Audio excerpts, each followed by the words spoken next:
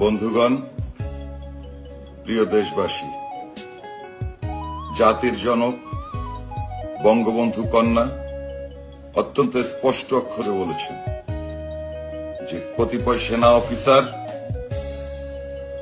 চক্রান্তের মাধ্যমে তাকে দেশ ত্যাগে বাধ্য করেছেন।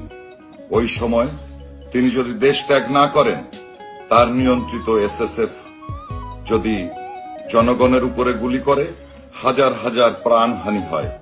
সেই কারণে তিনি হেলিকপ্টারে উঠতে বাধ্য হয়েছেন।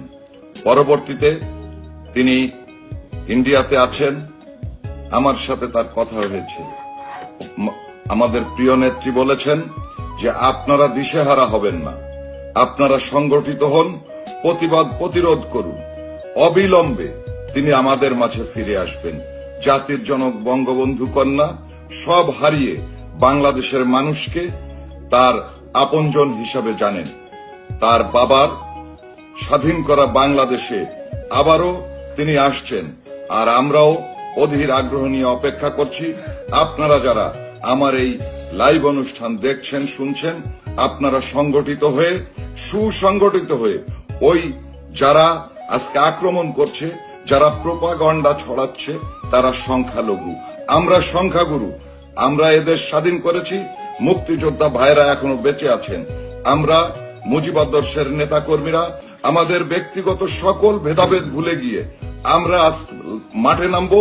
দেশরত্ন শেখ হাসিনাকে সসম্মানে দেশে ফিরিয়ে এনে আগামী নির্বাচনে তাকে আমরা প্রধানমন্ত্রী নির্বাচিত করবই করব ইনশাআল্লাহ। জয় বাংলা, জয় বঙ্গবন্ধু। আর সারা বাংলাদেশে আপনারা কর্মসূচি পালন করবেন, আপনারা নিজেরা নিজেদের মধ্যে আলোচনা করবেন। আপনারা জানেন পুলিশ বাহিনী উইথড্র হয়েছে, পুলিশ বাহিনী মাঠে কোনো কাজ করছে না।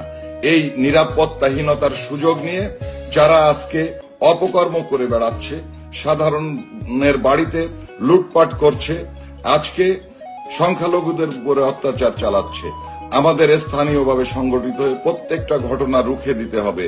আপনারা সংগঠিত হন, ওই অপশক্তি কখনোই আমাদের সামনে দাঁড়াতে পারবে না। আপনারা কর্মসূচি নিন এবং কর্মসূচি পালন করুন, দেখেন রুখে দাঁড়ান। জয় আমাদের হবেই হবে। দেশরত্ন শেখ হাসিনার জন্য আমরা আন্দোলন করব। আমরা জাতির জনক বঙ্গবন্ধু শেখ মুজিবুর রহমানের আদর্শ বাস্তবায়নের জন্য যুদ্ধ করব। এখানে আমাদের পিছিয়ে আসার কোনো সুযোগ নেই, কোনো পথ নেই। জয় বাংলা, জয় বঙ্গবন্ধু। ধন্যবাদ।